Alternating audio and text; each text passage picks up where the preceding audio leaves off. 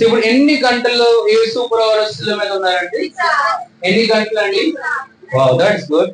అంటే ఉదయకాలంలో 9 గంటలకి ఎలాగో ప్రార్థన ఆరంభించుకున్నాము, ఆయన మళ్ళీ 3 గంటల వరకు కూడా, అంటే 6 అవర్స్ తన శిలువ మీద మన కోసము ఆయన వేలాడుతున్నాడండి. ఓకేనా? సో మనం ఒకసారి ఆ బాడీ గురించి ఆలోచిద్దాము. అంటే ఎక్కడెక్కడ యేసు ప్రభువు వారు గాయపడ్డాడు, ఎలా గాయపరచబడ్డారు, అసలు ఎక్కడ ఈ ప్యాషన్ అంతా మొదలైందో మనం ఆలోచిద్దాం. ఎంతమంది ఇక్కడ ఉన్నవారు ద ప్యాషన్ ఆఫ్ క్రైస్ట్ అనే మూవీ మీరు చూసారు? ఓ, ఇట్స్ వండర్ఫుల్ మూవీ. సో ఈ రోజు ప్రతి ఒక్క ఇంట్లో సాయంకాలమున మీరందరూ ప్యాషన్ ఆఫ్ క్రైస్ట్ మూవీ చూడండి. హల్లెలూయా.